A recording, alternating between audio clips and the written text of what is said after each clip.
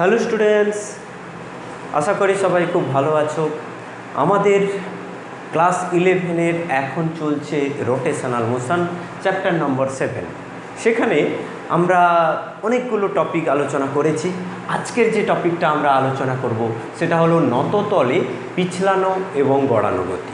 তোমরা লাস্ট কয়েকটা ভিডিওতে দেখেছো যে বস্তুর গড়ানো অর্থাৎ সেখানে ট্রান্সলেশন প্লাস রোটেশন রয়েছে, অর্থাৎ চলন এবং ঘূর্ণন দুটো মিক্সড হয়ে অর্থাৎ মিশ্র গতির একটা উদাহরণ হলো গড়ানো গতি। তাহলে তোমরা বুঝতেই পেরেছো যে গড়ানো গতিটা যে আমরা আলোচনা করেছি সেখানে এই রকম একটা বস্তু, সাধারণত কোন কোন বস্তুকে আমরা গড়াই? চাকা, ডিস্ক, চোঙের আকৃতির কোনো বস্তু, গোলক আকৃতির বস্তু, এই বস্তুগুলোকে আমরা কিন্তু গড়াই। সেটা ছিল অনুভূমিক রাস্তায় গড়ানো। সেখানে আমরা দেখেছি যখন এই ভরকেন্দ্রটা VCM বেগে এগিয়ে যায় তখন এই চাকার বিভিন্ন বিন্দুগুলো এই ভরকেন্দ্রের সাপেক্ষে ঘুরতে থাকে, অর্থাৎ এই পুরো বস্তুটার চলন হচ্ছে, তার মধ্যে একটা নির্দিষ্ট বিন্দুর কোনোরূপ ঘূর্ণন হচ্ছে না, সেটার শুধুমাত্র চলন হচ্ছে। আর ওই বিন্দুকে কেন্দ্র করে সমস্ত বিন্দুগুলো এরকম ঘুরছে, তার সাথে সাথে এই VCM বেগটা নিয়েও সামনের দিকে এগিয়ে যাচ্ছে। অর্থাৎ আমরা দেখতে পাচ্ছি যে এই রকম একটা পয়েন্টে, অর্থাৎ যে পয়েন্টটা গ্রাউন্ডের টাচ করেছিল সেটা ধরা যাক P পয়েন্ট, সেখানে আমরা দেখেছি এই দিকে ওই পয়েন্টটার বেগ VCM আছে আর এই দিকে পয়েন্টটার বেগ আছে omega into R due to circular motion.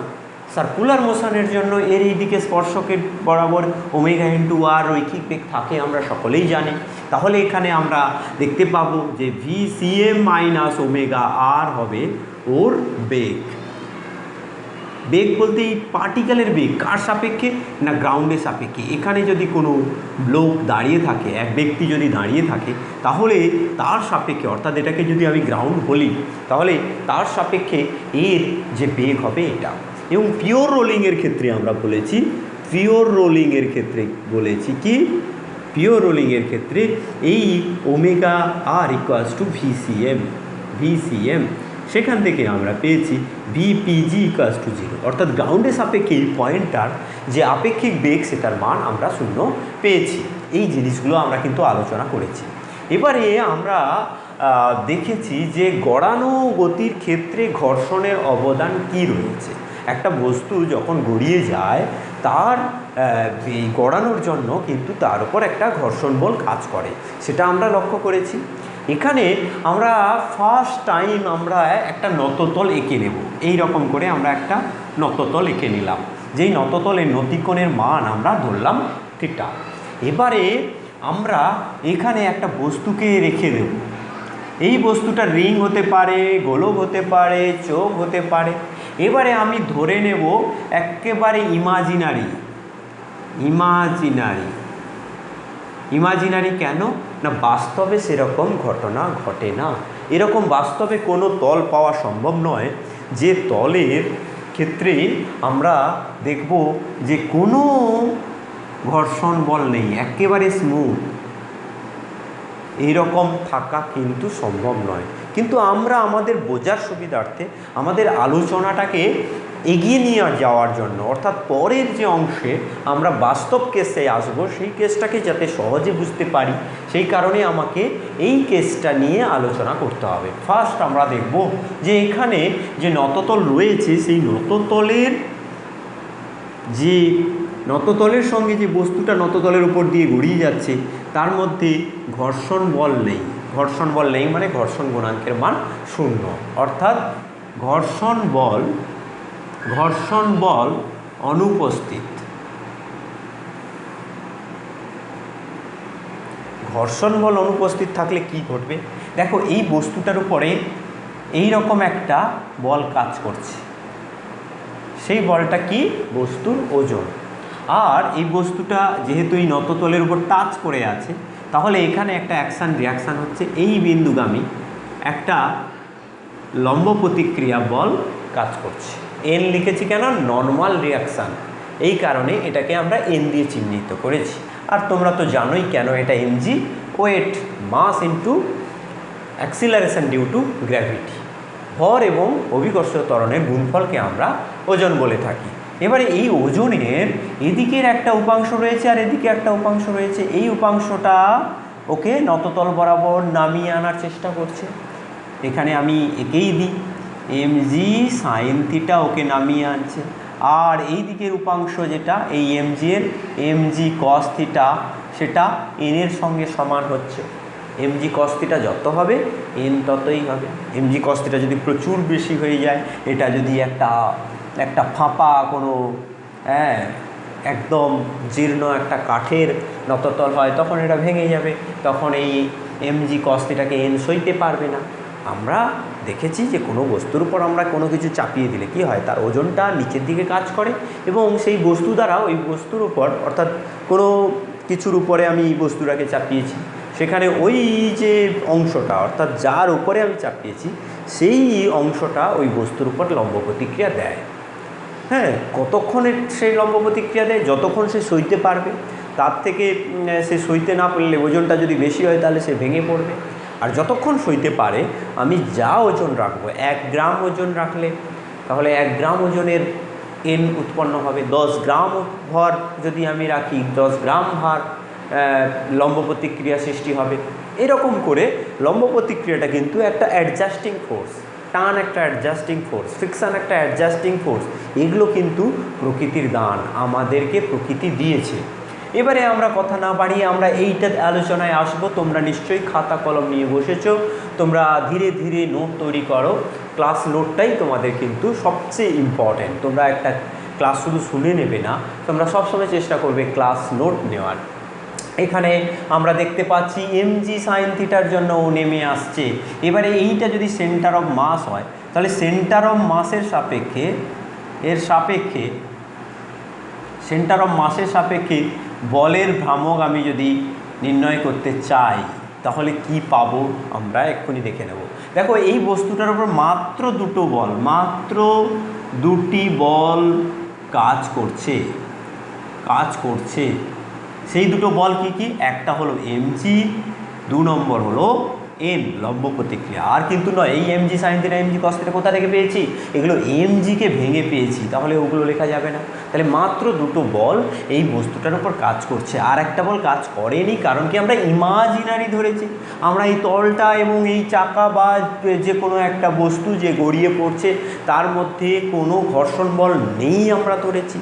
তার জন্য এখানে দুটো মাত্র বল কাজ করছে। শুধু তাই নয়, সিএম এর সাপেক্ষে যদি বলগুলোর ভ্রামক নিতে চাও, দেখো তো, ভালো করে লক্ষ্য করো তো, যে এই বিন্দুগামী হলো n এবং এই বিন্দুগামী হলো n।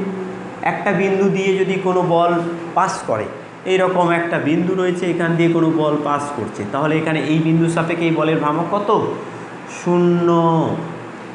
তাহলে এইখানে যদি আমি বল দিতাম, তাহলে একটা ভ্রামক পাওয়া যেত, কারণ লম্ব দূরত্ব একটা থাকতো। এই ক্ষেত্রে আমরা দেখতে পাচ্ছি যে সেন্টার অফ মাস দিয়ে দুটো বল গেছে। এই কারণে সেন্টার অফ মাসের সাপেক্ষে বলের ভ্রামক হবে একটা বিগ 0। অর্থাৎ এখানে কোনোরূপ ঘূর্ণনের সৃষ্টি হবে না, ঘূর্ণনের সৃষ্টি হবে না। বোঝা গেল? কোনো রূপ ঘূর্ণনের সৃষ্টি হবে না, এইটা তোমাকে প্রথমে মাথায় নিয়ে নিতে হবে। ঘূর্ণন হবে না মানে কি? এখানে গতিটা হবে পিছলানো গতি। তাহলে এখানে বস্তুটি নততলের ওপর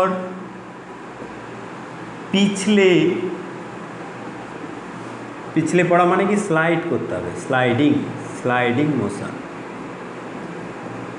পিছলে পড়তে থাকবে। এই পিছলে পড়া মানে কি? একটা বস্তুকে আমরা যদি এরকম একটা ব্লককে রাখতাম, সেক্ষেত্রে ব্লকটা যেমন নিচের দিকে পড়তো, তার ত্বরণ হতো কত? a সমান g sin থিটা হতো। তোমরা আগে এটা দেখেছো। এবার তোমরা দেখো g sin থিটা হয় কি না। নিশ্চয়ই তোমরা বুঝতে পারছো যে n এর সঙ্গে mg sin থিটা সমান। এই দিকে একটা মাত্র ফোর্স রয়েছে, সেই ফোর্সটা হলো mg। আর আমরা জানি নিউটনের গতিসূত্র অনুযায়ী m × a সমান f নেট। তাহলে এই দিকে তার নেট ফোর্স এখানে কত হবে, এটা আর এটা সমান এবং বিপরীত, এই কারণে এর জন্য 0 হয়ে যাবে। শুধুমাত্র একটা দিকে বল কাজ করবে, সেই বলটা হলো mg sin থিটা। তাহলে এখানে যে স্লাইড করবে এই বস্তুটা স্লাইড করলে সে কিভাবে স্লাইড করবে, না ত্বরণ নিয়ে স্লাইড করবে। সেই ত্বরণের মানটা কত হবে, না এখানে m দিয়ে ভাগ করে দাও, এখানে m দিয়ে ভাগ করে দাও, a সমান হবে g sin থিটা। তাহলে প্রথমে আমরা পিছলানো গতির কথা আলোচনা করলাম। নততলের উপর কোনো বস্তু কখন পিছলাবে, না যখন ওই নততলের কোনো ঘর্ষণ বল থাকবে না। এবারে আমরা আলোচনা করব গড়ানো গতির কথা। কখন গড়াবে, না যখন ফ্রিকশন থাকবে এবং শুধু তাই নয়, উপযুক্ত পরিমাণ সাফিসিয়েন্ট ফ্রিকশন যদি থাকে তবে কিন্তু ও পিওরলি গড়াবে। হ্যাঁ, গড়ানো কীরকম হয় আমরা এতদিন পড়ে আসছি, এতদিন আমরা আলোচনা করে আসছি, সেখানে আমরা দেখেছি গড়ানো হয় দু রকমের। একটা হচ্ছে কি সামনের দিকে পিছলে যাওয়া গড়ানো, 3 রকমের। সামনের দিকে পিছলে যাওয়া গড়ানো, পেছনের দিকে পিছলে যাওয়া গড়ানো, আর বিশুদ্ধ গড়ানো।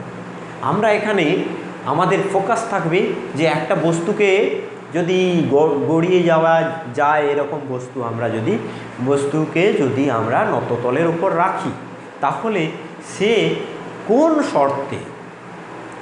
শর্তে সে পিওর রোলিং করে নিচের দিকে নামবে, অর্থাৎ বিশুদ্ধভাবে গড়িয়ে একেবারে এইখানে এসে পৌঁছবে, সেটা নিয়েই আমরা এবার আলোচনা করতে যাচ্ছি। তাহলে এবার আমরা ইমাজিনারি বাদ দিলাম, এবার বাস্তবে কি হয়। বাস্তবে মিউ নট ইকুয়ালস টু 0 হয়। মিউ নট ইকুয়ালস টু 0 যদি হয়, তাহলে এখানে কি হয়, না এই যে সংস্পর্শ তল রয়েছে, আমরা ভালো করে যদি এই তলটাকে আমরা দেখি এই রকম করে, এই যে সংস্পর্শ বিন্দুটা রয়েছে, এই সংস্পর্শ বিন্দুতে কি হবে, এই বিন্দু দিয়ে একটা ফ্রিকশনাল ফোর্স কাজ করবে, সেটাকে আমরা FC দিয়ে লিখব। আর এইদিকে বস্তুটা নিচের দিকে mg sin থিটা বলের জন্য নিচের দিকে নামতে থাকবে। এদিকে যেমন ছিল তেমনই, এদিকে থাকবে n আর এদিকে থাকবে mg cos থিটা। এগুলো নিশ্চয়ই তোমরা জানো। কি করে এটা mg sin থিটা হলো তোমরা জানো, কারণ কি এই রকম যদি m থাকে, mg এদিকে, এইটা যদি থিটা হয় তাহলে কি হবে, এইটা হবে থিটা, তাহলে এইটা যেদিকে থিটা থাকে সেদিকে cos থিটা, আর তার লম্ব দিকে sin থিটা হয়। এটা তোমরা ভালো করে ভেক্টরে পেয়েছো, তাও আবার একবার আমি আলোচনা করে দিলাম। তোমরা নিজেরা সবসময় প্র্যাকটিস করে নেবে, তাহলে কি হবে, তোমাদের সবসময় মনে রাখতে সুবিধা হবে। এবারে এখন আমি বলবো কি, না এই এফসিটা কাজ করছে, এই এফসিটা দেখো, এবারে ভর কেন্দ্রের থেকে এফসি এর একটা দূরত্ব রয়েছে, তার মানে এখানে একটা বলের ভ্রামক পাওয়া যাবে। ভর কেন্দ্র সাপেক্ষে আমরা একটা বলের ভ্রামক এখানে পাবো। কীরকম, না সিএম এর সাপেক্ষে বলের ভ্রামক কি হবে, না এমজির জন্য, এদিকে এমজি আছে আমরা জানি, এদিকে এমজি আছে, এমজির জন্য 0 হবে কারণ এই বিন্দু দিয়ে যাচ্ছে, এন এর জন্য 0 হবে কারণ এন এই বিন্দু দিয়ে যাচ্ছে, কিন্তু এফসি এই বিন্দু দিয়ে যায়নি। এফসির দূরত্ব সব সময় হবে এই যে গড়ানো বস্তু, আমরা জানি চোঙ হোক, চাকতি হোক, বা গোলক হোক, বা রিং হোক, প্রত্যেকের ক্ষেত্রে আমরা তাদের একটা ব্যাসার্ধ আছে বলে আমরা দেখি। তাহলে এখানে এর ব্যাসার্ধ যদি আর হয়, তাহলে এই বিন্দু থেকে সব সময়ের জন্য এই ফ্রিকশানের যে লম্ব দূরত্ব সেটা হবে আর, তাহলে আর ইন্টু এফসি। তাহলে এখানে আমরা যে বলের ভ্রামক পেলাম, এই বস্তুটার উপর টোটাল যে ভরের ভ্রামক পেলাম, T tau equals to FC into R, এইটা আমরা পেলাম, বলের ভ্রামক আমরা পেয়ে গেলাম। এবারে বুঝতেই পাচ্ছি যে বলের ভ্রামক আছে মানে এবার বস্তুটা গড়াবে, এইখানে ঘুরে ঘুরে যাবে। এবারে এই যে ফ্রিকশান, এই ফ্রিকশান নিয়ে আমি একটুখানি আলোচনা করতে চাই। এটা যেহেতু ভিডিও ক্লাস, এখানে আমি আলোচনা করে দেবো। সরাসরি যদি ইন্টারাকশান হতো সেখানে আমি অবশ্যই জিজ্ঞাসা করতাম যে এই যে ফ্রিকশানটা এখানে কাজ করছে, এই ফ্রিকশানটা স্ট্যাটিক না কাইনেটিক? স্ট্যাটিক না কাইনেটিক ফ্রিকশান তোমাকে বলতে হবে। চলঘর্ষণ না স্থিত ঘর্ষণ, স্থিত ঘর্ষণ না চল ঘর্ষণ তোমাকে বলতে হবে। তুমি কি উত্তর দেবে? না স্যার এ তো গড়িয়ে গড়িয়ে যাচ্ছে, এটা তো গতিশীল আছে, তাহলে তো এটা চল ঘর্ষণ হবে কেউ বলবে। কেউ বলবে না এটা চল ঘর্ষণ নয়। কারণ কি না, এটা যদি গড়িয়ে পড়ে একদম পিওর রোলিং হয়, পিওর রোলিং যদি হয় তাহলে আমরা কি পাবো, এই দিকে যে ওমেগা এরকম করে এটা ঘুরছে, এই বিন্দুগুলো সব ঘুরছে, এই বিন্দুটাও এরকম করে ওমেগা কৌণিক বেগে যদি ঘুরে ওই মুহূর্তে, এখানে দেখো এখানে কিন্তু একটা ত্বরণ রয়েছে, সবসময় মাথায় রাখবে। আমরা যখন গড়ানুগতি অনুভূমিক দিকে করছিলাম ফার্স্ট যে এক্সাম্পলটা নিয়েছিলাম, সেই এক্সাম্পলে কী ছিল না ওমেগা আর ইন্টু ভি ছিল, সেখানে ত্বরণ ছিল না, কিন্তু এখানে সবসময় ত্বরণ থাকবে, এটা তুমি ধরে নেবে। তাহলে এখানে আর যদি হয় এই দিকটা ওমেগা আর থাকবে আর এই দিকে ভিসিএম থাকবে। এবারে পিওর রোলিংয়ের ক্ষেত্রে কি হবে, ভিসিএম সমান হবে ওমেগা আর, ওমেগা ইন্টু আর। তাহলে তুমি বুঝতে পারছো যে এই পয়েন্টটার এই দিকে বেগ আছে ভিসিএম আর এই দিকে আছে ওমেগা আর, তাহলে omega R minus VCM equals to 0 হবে। তাহলে এই বিন্দুটার, অর্থাৎ এই বিন্দুটাকে আমরা সবসময় পি বিন্দু ধরে আসছি, এই পি বিন্দুর গতিবেগ এই তলের সাপেক্ষে, অর্থাৎ এখানে এটাকে যদি পি বিন্দু বলি, এই পি বিন্দুর গতিবেগ তলের সাপেক্ষে কত না 0 সব সময়ের জন্য। এখানে রিলেটিভ ভেলোসিটি এটা হবে 0। তাহলে পি বিন্দুর গতিবেগ হবে এই নততলের সাপেক্ষে 0। আর যদি আপেক্ষিক গতিবেগ না থাকে, আমরা জানি এরকম একটা ব্লক রয়েছে একটা মেজের ওপর, তাকে আমি টানছি, যত সময় না এর গতি সৃষ্টি হচ্ছে তত সময় কিন্তু এখানে স্ট্যাটিক ফ্রিকশান কাজ করছে এফএস। এবং সবচেয়ে বেশি যখন বল প্রয়োগ করা হচ্ছে, যখন ঠিক গতিশীল হওয়ার উপক্রম করছে, তখন আমরা এফএস লিমিট বা এফএস ম্যাক্স যা পারি আমরা এখানে লিখি, লিমিট বা ম্যাক্স যেটা লিখবো সেটাই একই কথা লিখবো বলে তোমরা মাথায় এটা রেখে দাও। তাহলে এখানে রিলেটিভ ভেলোসিটি 0 মানে বুঝবো যে এখানে স্ট্যাটিক ফ্রিকশান বা স্থিত ঘর্ষণ বল কাজ করছে, কাইনেটিক ফ্রিকশান বল কাজ করছে না। তাহলে একটা তোমাদের যে ধারণা সেটা ক্লিয়ার হলো। এরপরে আমি আসবো যে এই এফসি ইন্টু আর, এটা সঙ্গে আমি কি করব না, এখানে যে ও ত্বরণ নিয়ে যাচ্ছে, একটা কৌণিক ত্বরণ রয়েছে, সেই কৌণিক ত্বরণের সঙ্গে এই এফসি ইন্টু আর এর সম্পর্কটা আমি খুঁজে পাওয়ার চেষ্টা করব। তোমরা জানো যে টর্ক সমান আই ইন্টু আলফা, টর্ক সমান আই ইন্টু আলফা, জড়তা ভ্রামক গুণিতক কৌণিক ত্বরণ। তাহলে এখানে আমি যদি লিখি আই ইন্টু আলফা সমান এফসি ইন্টু আর, তাহলে আমরা কি লিখতে পারবো, এফসি সমান আই ইন্টু আলফা বাই আর। এই আইটা বিভিন্ন বস্তুর ক্ষেত্রে বিভিন্ন হয়। ধরা যাক এখানে যে বস্তুটা গড়িয়ে পড়ছে তার ভর এম আর তার চক্রগতির ব্যাসার্ধ কে। চক্রগতির ব্যাসার্ধ কোনটার জন্য কত হয় মনে করার চেষ্টা করো, চোঙের জন্য হয় কে স্কোয়ার ইকুয়ালস টু, চোঙের জন্য কি হয়, চোঙটা ডিস্কের মতো হাফ আর স্কোয়ার। গোলকের জন্য কি হয়, K square equals to 2/5 R square. ফাঁপা গোলকের জন্য কত হয়, K square equals to 2/3 R square. রিংয়ের জন্য কি হয়, K square equals to R square. এগুলো সবসময় তোমরা মনে রাখবে, কারণ এগুলো দিয়ে কিন্তু তোমাদের ছোট ছোট নিউমেরিক্যাল আসে, সেগুলো সময় তোমার এগুলো কাজ দেবে। তাহলে এখানে আমি কি লিখব, আই এর জায়গায় লিখব এম কে স্কোয়ার। আই সমান আমরা জানি এম ইন্টু কে স্কোয়ার। একটা বস্তুর ভর যদি এম হয় এবং তার চক্রগতির ব্যাসার্ধ যদি কে হয়, সেক্ষেত্রে আমরা বলবো এই ভরকেন্দ্র সাপেক্ষে বস্তুটির যে জড়তা ভ্রামক সেটা হলো এম ইন্টু কে স্কোয়ার। আর আলফা ইকুয়ালস টু কী লিখব, দেখো এখানে আমরা পিওর রোলিং পাচ্ছি, পিওর রোলিং এখানে আমরা দেখব যে এ সমান সেন্টার অফ মাসের যে ত্বরণ, এই সেন্টার অফ মাসটা এখন কিন্তু ত্বরণ নিয়ে পড়ছে, আমরা আগেই আলোচনা করেছি, বললাম যে এ সি এম সমান হবে আর ইন্টু আলফা। এইটা আমাদেরকে মনে রাখতে হবে। যেমন আমরা বলেছি যে VCM equals to omega into R, omega into R, আরটা তো এখানে চেঞ্জ হবে না, ভি এর পরিবর্তন হলে ওমেগার পরিবর্তন হবে।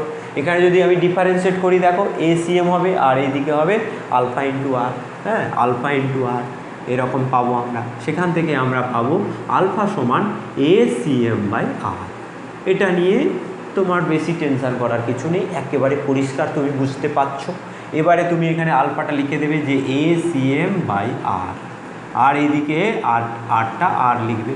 তাহলে কী হবে MACM K square by R square. এই ফর্মুলাটা কিন্তু আমার এই আলোচনায়, আজকে আমি যে আলোচনাগুলো করব পরপর আমি আরও আলোচনা এগিয়ে নিয়ে যাব, সেখানে তোমরা এই যে ফর্মুলাটা পেলে, অর্থাৎ FC দিয়ে আমি লিখছি। তোমরা আমার ভিডিও যারা ফলো করছো প্রথম থেকে তোমরা জানো আমি কখন FC লিখি না, যখন আমি ফ্রিকশন ফোর্সটাকে FS বা FS ম্যাক্স বা Fকে কোনোটাই বলতে পারছি না, তখন আমি এটাকে FC লিখি। কারণ এখানে আমি শিওর নয় এটা FS ম্যাক্স না FS ম্যাক্স মানে কি, FS ম্যাক্স বা FS লিমিট মানে কি, লিমিট মানে কি স্থিত ঘর্ষণের সর্বোচ্চ মান, অর্থাৎ μS ইন্টু N। এটা নাও হতে পারে, ওর থেকে কম ঘর্ষণ বল ওখানে কাজ করতে পারে, তখন আমরা FS দিয়ে লিখব। তাহলে এইগুলো সবগুলোকে মিলিয়ে যেটা লিখি সেটা হচ্ছে FC। এইটা তোমরা কিন্তু জেনেছো, দেখেছো, অনেকবারই আমি এটা করেছি। তাহলে এখানে আমি লিখে ফেলবো যে FC সমান, এখানে FC এর এক্সপ্রেশনটা লিখে ফেলবো M into ACM into K square by R square. এইটা হলো আমাদের FC। এবারে আমি নিউটনের যে ডিনামিক্স আমরা সেটাকে প্রয়োগ করব, অর্থাৎ এই বস্তুটার উপর কোন কোন বল প্রযুক্ত হচ্ছে এবং তার জন্য বস্তুটার ত্বরণ কত হচ্ছে, সেটা আমরা কোথা থেকে প্রয়োগ করি না, নিউটনের সূত্র থেকে। নিউটনের ফার্স্ট সূত্র বা সেকেন্ড সূত্র যাই বলো না কেন, একটাই সূত্র বলা যায় নিউটনের সূত্রকে। সেই সূত্রটা হলো কি না M ইন্টু A সমান হচ্ছে F নেট। দেখো এখানে যে বস্তুটা আছে এই বস্তুটার উপরে এইদিকে mg সাইন থিটা কাজ করছে আর এইদিকে FC কাজ করছে। তাহলে এই দিকে ত্বরণ যদি ACM হয় তাহলে আমি লিখতে পারবো M ইন্টু ACM সমান F নেট। F নেট মানে কি লিখবো, M ইন্টু ACM সমান হবে mg sine theta minus FC, mg sine theta minus FC। সেখান থেকে আমি যে ফর্মুলা পেলাম এটা হলো এই রকম। এবার FCটাকে আমি যদি এখানে বসাই, এটা 1 নম্বর সম্পর্ক, এটাকে আমি 2 নম্বর সম্পর্ক দিয়ে দিচ্ছি। তাহলে এখানে আমি FC এর ভ্যালু যদি বসাই তাহলে কি হবে না, এটাকে একটু এরকম করে সরিয়ে দিই, নাহলে তোমাদের দেখতে অসুবিধা হবে। এরকম করে দিলাম, আলাদা করে দিলাম। এবারে কি হবে, আমি এখানে M ইন্টু ACM লিখব। M ইন্টু ACM সমান mg sine theta minus FC সমান কী হবে MACM, আরও জায়গা লাগবে, এই করে দিলাম MACM K square by R square করলাম। এবারে আমি এটাকে এদিকে নিয়ে আসলে কি হবে, MACM কমন চলে যাবে, কমন চলে গেলে কী হবে 1 plus K square by R square হয়ে যাবে সমান এদিকে হবে mg সাইন থিটা। ভালো করে লক্ষ্য করবে, এই ফর্মুলাগুলো কিন্তু ভীষণ ইম্পর্টেন্ট।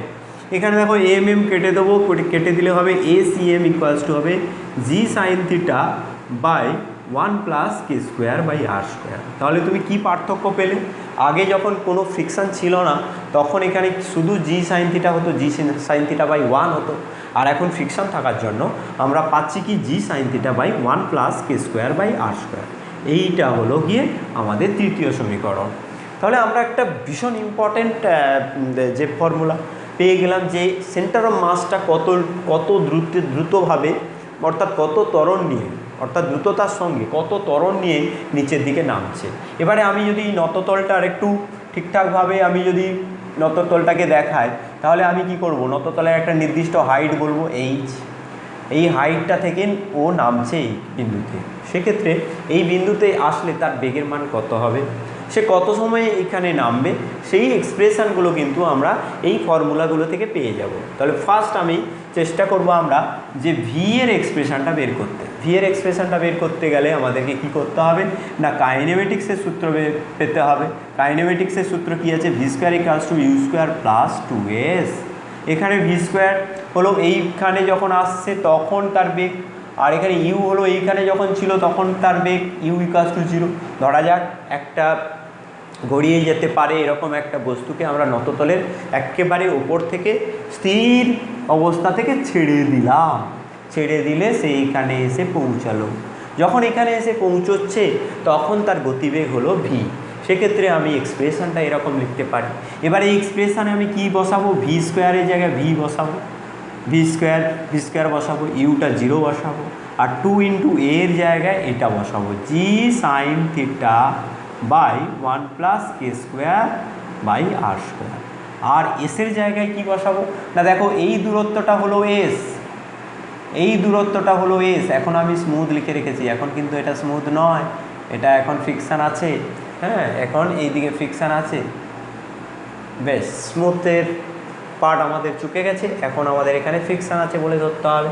তাহলে এখানে কী হবে, এই ফ্রিকশান থাকার সময় ও এস দূরত্ব যাচ্ছে কত ত্বরণে, g sine theta by 1 plus K square by R square ত্বরণে। তাহলে এখানে এস আমরা যদি লিখি, এসটা কত হবে দেখো, এই হচ্ছে ত্রিভুজ, এটা হলো গিয়ে থিটা, এটা হলো গিয়ে এস, আর এটা হলো গিয়ে এইচ।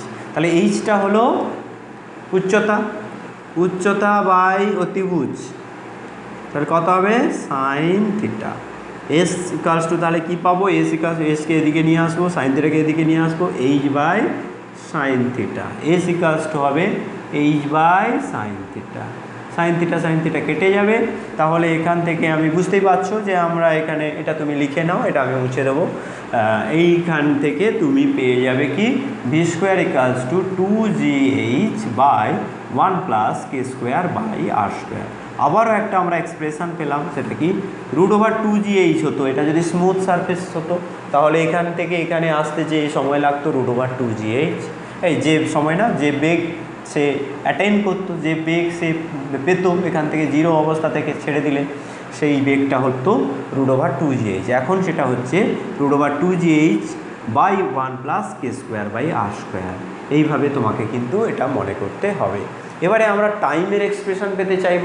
এখান থেকে এখানে নেমে আসলে যখন বস্তু গড়িয়ে গড়িয়ে নামছে, সেক্ষেত্রে টাইমের এক্সপ্রেশনটা কত হবে, টাইম কত লেগেছে এখান থেকে এখানে আসতে, এস দূরত্ব অতিক্রম করেছে, টি সময়ে এ ত্বরণ নিয়ে সে এই দূরত্বটা অতিক্রম করেছে। অথবা আমরা এখানে লিখতে পারি এই রকম করে যে V equals to U plus A T, এইভাবেও লিখতে পারি।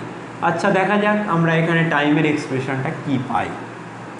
তাহলে এখানে আমরা দেখছি যে এস দূরত্ব অতিক্রম করছে, ইউ প্রাথমিক বেগ প্লাস হাফ এ টি স্কোয়ার। এই ফর্মুলাটা আমরা জানি গতিবিদ কাইনেমেটিক্স স্মৃতিবিজ্ঞান থেকে, এই ফর্মুলাটা আমরা জানি। এখানে আমরা এসের জায়গায় কী লিখব, এইচ বাই সাইন থিটা। আমরা আগেই এটাকে প্রুভ করেছি, S equals to H by sine theta.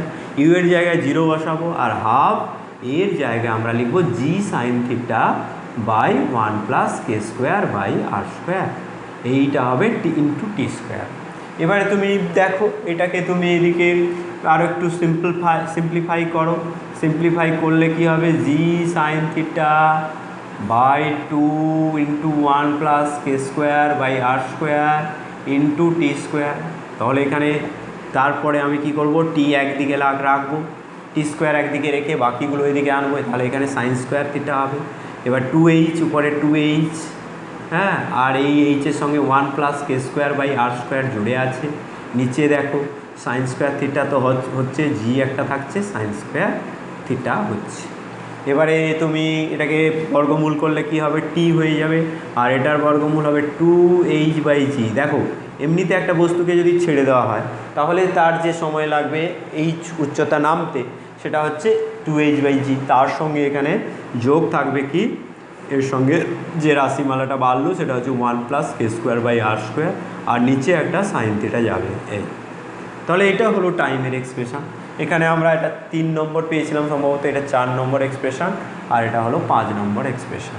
এইভাবে আমি এই এক্সপ্রেশনগুলোকে আমরা ভালো করে মনে রাখার চেষ্টা করব, এই পুরো প্রক্রিয়াটাকে মনে রাখার চেষ্টা করব, করলে আমাদের এই ফর্মুলাগুলোকে আমরা ইউজ করতে পারবো। সবসময় ফর্মুলাগুলো কিন্তু মুখস্থ থাকবে না, কারণ তুমি যখন অনেকগুলো চ্যাপ্টার পড়ে যখন পরীক্ষা দিতে যাবে তখন সব ফর্মুলা মুখস্থ থাকবে না, এটাই তোমাকে ধরে নিতে হবে, এই বাস্তবটাকে তোমাকে মেনে নিতে হবে। তার জন্য তোমাকে কী করতে হবে, এই যে হিসেবগুলো আমরা করছি কাইনেমেটিক্সের ফর্মুলা অনুযায়ী, বা যে আমরা ফর্মুলা লাগালাম সেই ফর্মুলাগুলোকে প্রথমে ভালো করে জানতে হবে, সেইগুলোকে অবশ্যই মুখস্থ রাখতে হবে, আর বাকিগুলো তোমাকে মাথার মধ্যে রাখতে হবে যে কিভাবে এটা এসছে। অবশ্যই তোমরা এটা পেরে যাবে, আশা করছি তোমাদের কোনো সেরকম অসুবিধা হবে না। তাহলে আমরা দেখতে পেলাম যে এখানে ফ্রিকশনাল ফোর্সটা লাগছে, সেই ফ্রিকশনাল ফোর্সটা কত লাগছে।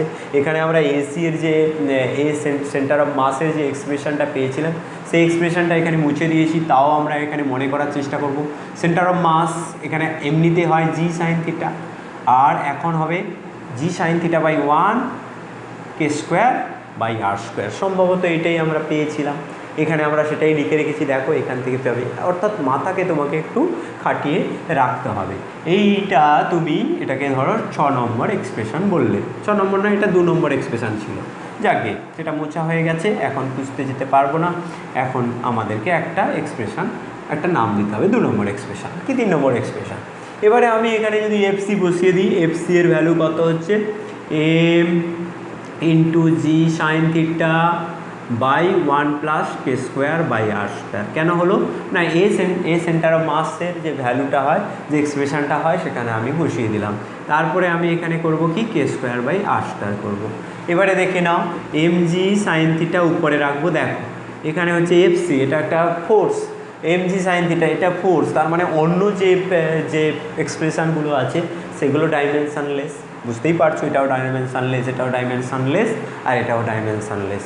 এবার এটাকে মনে মনে তুমি নিচে যদি লিখো এ K square by R square, নিচে যদি লিখো 1 by R square by K square, তারপরে এটার সঙ্গে গুণ করো, তাহলে কী হবে 1 into R square by K square, R square by K square, আর K square by R square into R square by K square কত হবে 1 হবে। তুমি এটা প্র্যাকটিসে এমনি খাতায় তুমি রাফ করে ফেলো, তোমার অত মাথা বেশি খাটানোর দরকার হবে না। নিচে থাকবে 1 by R square by K square, তার সঙ্গে এটা গুণ হবে K square by R square, তাহলে কী হবে এটার সঙ্গে এটা গুণ করলে কী হবে 1 by R square by K square plus 1। তাহলে আমরা এখানে কী পাবো 1 plus R square by K square. এই জিনিসগুলো আমাদেরকে মনে রাখতে হবে। এবার দেখো, আমরা যখন একটা নততলের উপর দিয়ে গড়াচ্ছি একটা বস্তুর ক্ষেত্রে, তার আর স্কোয়ার বাই কে স্কোয়ারটা ধ্রুবক। ধরো আমি একটা গোলক নিয়েছি, তাহলে আর স্কোয়ার বাই কে স্কোয়ারের ভ্যালু কত হয় না, দেখো গোলকের ক্ষেত্রে কী হয়, সেটা যদি নিরেট গোলক হয় তাহলে আমরা কি পাবো M K square equals to 2/5 M R square, M কেটে যাবে, তাহলে R square by K square equals to হবে 5/2। তাহলে এখানে এটা ফিক্সড, এটা একটা সংখ্যা, একটা নির্দিষ্ট বস্তুকে যখন আমরা গড়াচ্ছি তাহলে এই জিনিসটা ফিক্সড, এবং একটা নির্দিষ্ট তলে যখন আমরা গড়াচ্ছি তখন তার থিটাটা ফিক্সড, কারণ আনত তলের নতিকোণ একটা ফিক্সড রয়েছে, বস্তুটার ভরও ফিক্স। সেক্ষেত্রে আমরা বুঝতেই পারছি যে এখানে এফসিটা কত লাগবে, মিনিমাম এফসি যেটা লাগবে সেটার ভ্যালু কিন্তু আমাদেরকে জানতে হবে।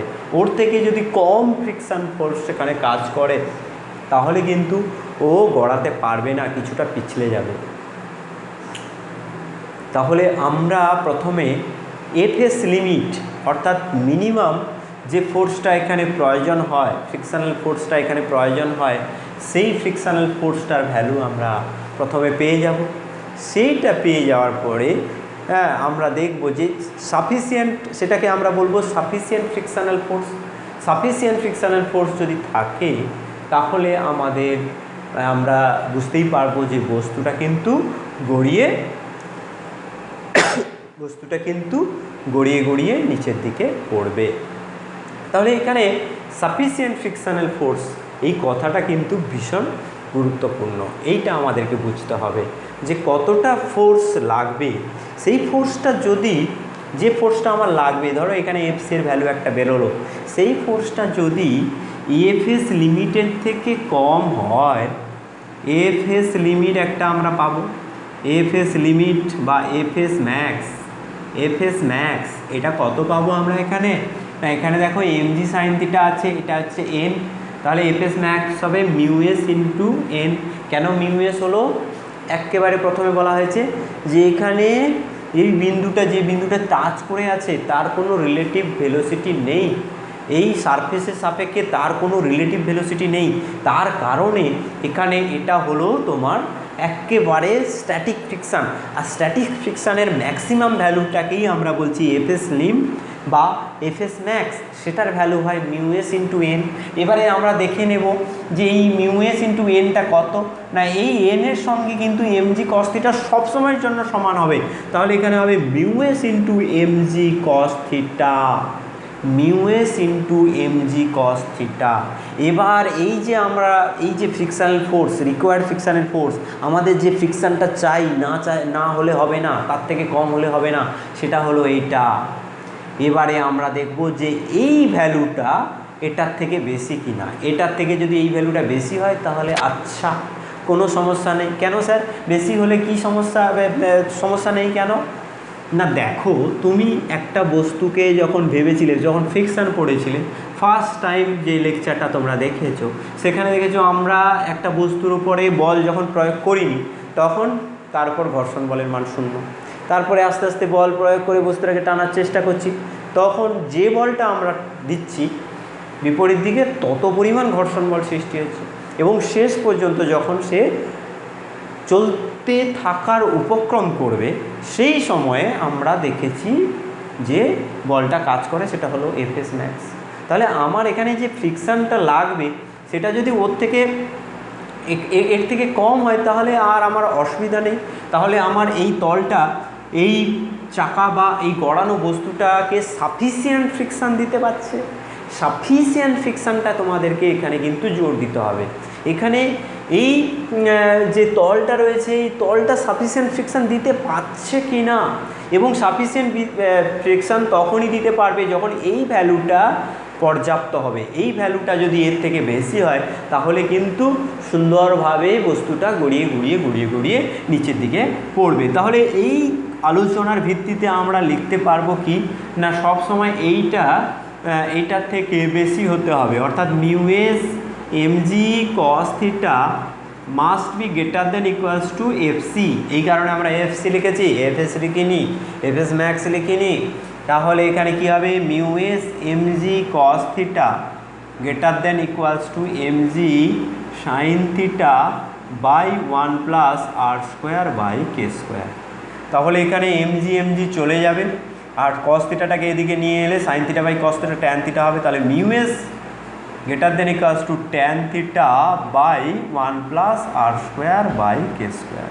তাহলে মিনিমাম যে ঘর্ষণ গুণাঙ্ক লাগবে, অর্থাৎ এখানে যে বস্তুটা গড়িয়ে যাচ্ছে তার সঙ্গে এই তলের যে মিনিমাম ঘর্ষণ গুণাঙ্ক লাগবে, সেই ঘর্ষণ গুণাঙ্কের মান কি হবে না, মিউ মিনিমাম সমান হবে, এখানে গ্রেটার দেন লিখবো না, মিনিমাম লিখবো, tan theta by 1 plus R square by K square. এবার বিভিন্ন বস্তুর ক্ষেত্রে তুমি এটা বসিয়ে দেবে।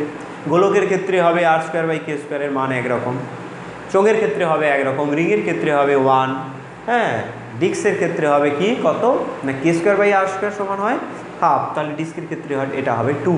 এই রকম করে আমরা মিনিমাম যে ফ্রিকশান সেই ফ্রিকশানটা আমরা এখানে বের করতে পারবো। মিনিমাম যে ফ্রিকশান এখানে লাগবে সেটা আমরা বের করতে পারবো। সেটা থাকলে আমরা বুঝতে পারবো বস্তুটা গড়িয়ে গড়িয়ে নিচের দিকে নামছে। তাহলে আমরা বুঝতেই পারছি যে একটা বস্তু নততলের উপর পিছলানো এবং গড়ানো গতির কথা আমরা আলোচনা করলাম। সেখানে আমরা দেখলাম কখন এটা পিছলে যাবে না, কোনো ফ্রিকশান না থাকলে সেটা পিছলে যাবে সেটা কখনো সম্ভব নয়, কারণ বাস্তবে কিছু না কিছু ফ্রিকশান কাজ করে। আর কখন গড়াবে, যখন এই কন্ডিশানটা ফুলফিল হবে তখন সে গড়াবে, এবং গড়ানো প্লাস পিছলানো হবে কখন না, যখন এই কন্ডিশানটা ফুলফিল হবে না তখন ফ্রিকশান থাকলেই তার গড়ানো হবে এবং পিছলানো হবে। তাহলে বুঝতে পারলে তোমরা, গড়ানো হতে পারে শুধু, আর হচ্ছে কি স্লাইডিং হতে পারে, শুধু পিছলানো হতে পারে, শুধু গড়ানো হতে পারে, পিছলানো প্লাস গড়ানো হতে পারে। কোন ক্ষেত্রে স্লাইডিং হবে, যখন মিউ ইকুয়ালস টু 0 হবে। আর কোন ক্ষেত্রে গড়ানো হবে না, মিউ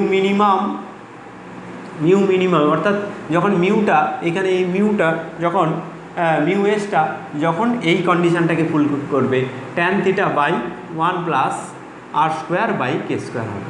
আর যদি মিউএসটা লেস দ্যান এরকম হয়, less than tan theta by 1 plus R square by K square হয়, তখন পিছলানো প্লাস গড়ানো হবে। তাহলে একদম তোমরা ক্লাস নোট তৈরি করে নাও। এখানে হচ্ছে পুরোপুরি স্লাইড করছে, পিছলে যাচ্ছে, এখানে গড়ানো হচ্ছে, আর এখানে পুরো সুন্দরভাবে গড়িয়ে নিচের দিকে পড়ছে, আর এখানে হচ্ছে কিছুটা পিছলাবে, পিছলানো প্লাস গড়ানো গতি থাকবে। কেমন? এইটা তোমরা ভালো করে বুঝে নেবে। এইটা কিন্তু তোমাদের কিন্তু বোর্ডের এক্সামিনেশানেও আসে এবং নিট জেই বা জেনপা এগুলোর জন্য ইম্পর্টেন্ট।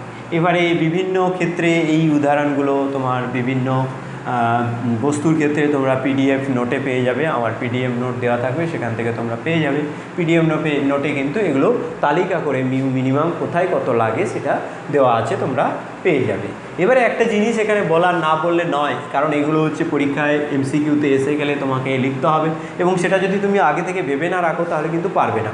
এক্ষেত্রে তোমাকে কি করতে হবে, যে এইখানে ধরো এখানে আমরা বলছি ঘর্ষণ বল আছে, ভালো করে শুনবে, এখানে ঘর্ষণ কাজ করছে, তাহলে ঘর্ষণ বল তো অপচয় বল। তাহলে এখানে এইখান থেকে এখানে যখন আসছে, এখানে কি শক্তির সংরক্ষণ নীতিকে আমরা কাজে লাগাতে পারবো? ভালো করে তুমি প্রশ্নটা আবার শোনো। আমি প্রশ্নটা যেটা বলছি সেটা আবার একবার শোনো, যে আমি এখান থেকে একটা বস্তুকে ছেড়ে দিয়েছি, গড়িয়ে নিচে পড়লো।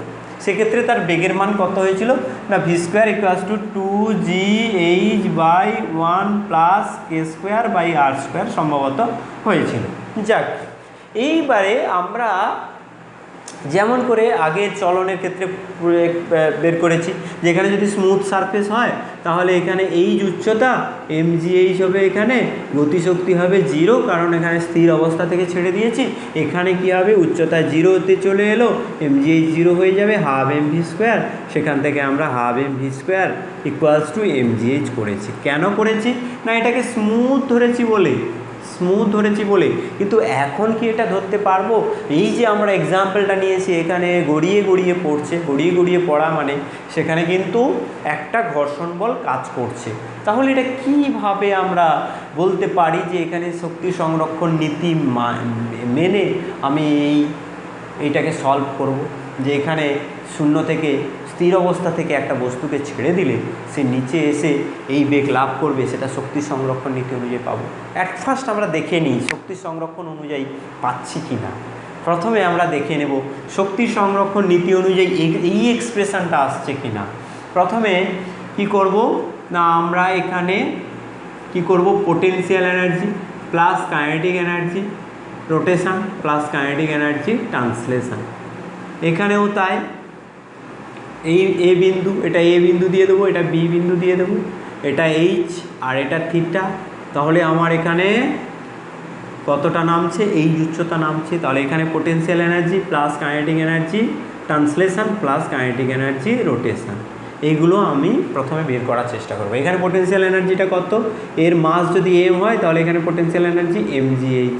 কাইনেটিক এনার্জি এখানে এখনও চলতে শুরু করেনি, কাইনেটিক এনার্জি 0, ট্রান্সলেশনালের জন্য 0, রোটেশনালের জন্য 0। তাহলে এ বিন্দুতে মোট যে শক্তি, সেই শক্তি আমরা পেলাম mgh প্লাস 0 প্লাস 0।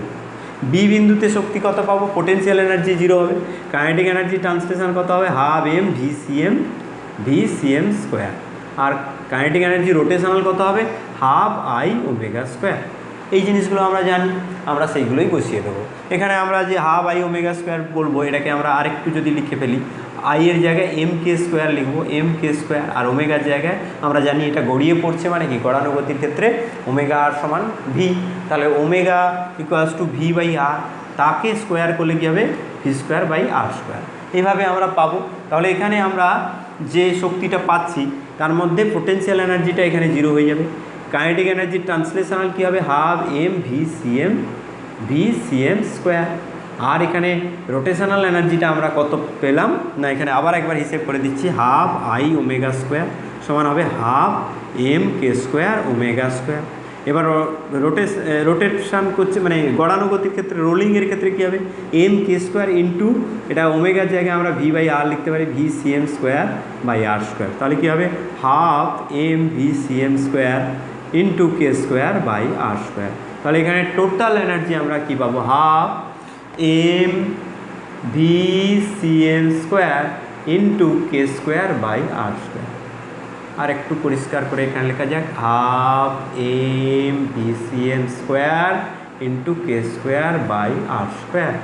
এটা পেলাম। তাহলে এবারে এম জি এইচ সমান কী লিখব, half M V C M square common নিয়ে নেব, এটা হয়ে যাবে 1, আর এখান থেকে পাবো K square by R square. M M M কেটে যাবে, এই দুইটা এখানে আসবে 2gh, আর এটা নিচে আসবে 1 plus K square by R square সমান হবে ভি সি এম স্কোয়ার। দেখো তো মিলছে কি না, দেখো v C m 2h by 1 plus K square by R square. এখান থেকে আমরা শক্তি সংরক্ষণ সূত্র থেকেও মিলিয়ে দিলাম। তাহলে বুজরুকিটা কোথায় গেল, কোথায় বুজরুকি হলো? আমরা তো জানি এখানে ঘর্ষণ বল কাজ করছে, ঘর্ষণ বল কাজ করছে মানে সেখানে একটা অপচয়ী শক্তি রয়েছে। তা সত্ত্বেও আমার এখানে এই এক্সপ্রেশনের সঙ্গে এক্সপ্রেশন মিলে গেছে, তার মানে এইটা ঠিক আছে, তার মানে এটা প্রয়োগ করা যায়। তাহলে এখানে শক্তির সংরক্ষণ প্রয়োগ করা যায়, শক্তির সংরক্ষণ প্রয়োগ করা গেল, করা গেল। কেন কেন কেন কেন কেন করা গেল, এইটা বুঝতে হলে তোমাদের একটু মাথায় রাখতে হবে যে এখানে যখন বস্তুটা গড়িয়ে নামছে তখন দুটো এখানে মোশন আছে, একটা সুন্দরভাবে বুঝতে হবে। দেখো একদম ঠান্ডা মাথায় ছোট্ট করে বুঝে নাও, তাহলে পেরে যাবে। তাহলে এখানে কি করবে, এই বস্তুটা নামছে, এই দিকে নামছে, নামার জন্য কি হচ্ছে, ট্রান্সলেশন হচ্ছে এই দিকে, মানে চলন হচ্ছে এই দিকে, আর রোটেশন কোন দিকে হচ্ছে, রোটেশন হচ্ছে এই দিকে। তাহলে দেখো ঘর্ষণ বল আছে এই দিকে, ঘর্ষণ বল যেদিকে আছে সেই দিকে রোটেশন হচ্ছে, তার জন্য যে কৃতকার্য এটা হলো পজিটিভ কৃতকার্য, পজিটিভ ওয়ার্ক। আর ট্রান্সলেশন যেদিকে আছে, ফ্রিকশন তার অপোজিটে আছে, ট্রান্সলেশনের জন্য যে ওয়ার্কটা সেটা হলো নেগেটিভ ওয়ার্ক। এবার নিশ্চয়ই বুঝতে পেরেছো, এবার একটু হাসি। তাহলে এখানে কি হবে, পজিটিভ ওয়ার্ক আর নেগেটিভ ওয়ার্ক এখানে দেখানো সম্ভব নয়, তোমরা ভবিষ্যতে কখনো সেটা দেখাতে পারবে। যেখানে পজিটিভ ওয়ার্ক আর নেগেটিভ ওয়ার্ক সমান হয়ে যাওয়ার জন্য total work done due to friction তাহলে 0 হচ্ছে। ফ্রিকশানের জন্য যে ওয়ার্ক ডান ফর ফ্রিকশান এটা হবে 0। তাহলে এখানে কোনো ডিসিপেটিভ ফোর্স কাজ করছে না, ডিসিপেটিভ ফোর্স ফ্রিকশান থাকলেও তার দ্বারা কৃতকার্য শূন্য, তার মানে কোনো এনার্জি ডিসিপেট করছে না, কোনো শক্তি ক্ষয় হচ্ছে না, কোনো শক্তি আলাদাভাবে ব্যয় হচ্ছে না। এই কারণে আমরা এখানে মেকানিক্যাল এনার্জির কনজারভেশন করতে পেরেছি। কেমন, এইভাবে কিন্তু তোমাকে ভাবতে হবে। এই জিনিসগুলো কিন্তু ডিসকাশান সব জায়গায় তুমি পাবে না, বিশেষ করে আমরা বাংলা মিডিয়ামে পড়াশোনা করছি, বাংলা মিডিয়ামের যে টেক্সট বইগুলোতে এগুলো রয়েছে সেখানে তুমি এই ডিসকাশানগুলো ভালোভাবে পাবে না। এই কারণে আমি বলবো আমার এই ভিডিও ডেসক্রিপশানে যে পিডিএফ থাকবে সেই পিডিএফ থেকে অবশ্যই তোমরা এগুলো পেয়ে যাবে, এই ডিসকাশানগুলো একদম ক্লিয়ারলি সেখানে রয়েছে। তাছাড়া আমি ভিডিওতে বুঝিয়ে দিলাম, তোমরা নিশ্চয়ই এটা ভালো করে দেখবে এবং মন দিয়ে সেটা বোঝার চেষ্টা করবে। কঠিন বলে ভাববে না, কঠিন যেটা ভাবতে যাবে ফিজিক্সে সেটাই তোমার কঠিন মনে হবে, কোনোটাই তোমার কঠিন ভাবার কোনো দরকার নেই। আজকে এই পর্যন্ত, ভালো থেকো তোমরা। আমি তোমাদেরকে বেস্ট অফ লাক জানাচ্ছি। তোমরা প্রায় মেকানিক্স শেষ করতে যাচ্ছ, মেকানিক্সের বেশিরভাগ আলোচনা আমরা করে ফেললাম। এবার আমরা ধীরে ধীরে গ্র্যাভিটেশান, প্রপার্টিজ অফ ম্যাটার অর্থাৎ সান্দ্রতা, ভিসকোসিটি, বার্নৌলির থিওরেম, প্লবতা, তারপরে আমরা পড়ব তোমার হচ্ছে থার্মোডিনামিক্স, তারপরে পড়ব আবার মেকানিক্সের সামান্য কিছু আছে, অসিলেশন আছে। অসিলেশনের পরে আমরা জানব ওয়েভ, কম্পন, ভাইব্রেশন অ্যান্ড ওয়েভ, স্পন্দন এবং তরঙ্গ। এই চ্যাপ্টারটা পড়লে আমাদের ক্লাস 11-এর যে আমাদের জন্য যে বরাদ্দ আছে যে সিলেবাস সেটা শেষ হবে। অতএব তোমরা ধীরে ধীরে বোঝার চেষ্টা করে নাও। তোমরা মেকানিক্সে একেবারে একদম ক্লারিফাই করে নাও কোথায় তোমার অসুবিধা, সেটা অবশ্যই তোমরা কমেন্ট করে জানাও। নিশ্চয়ই আমি চেষ্টা করব ভিডিও বানিয়ে দিতে বা কোনোভাবে তোমাদেরকে হেল্প করার চেষ্টা করব। ভালো থেকো তোমরা, wish you all the best.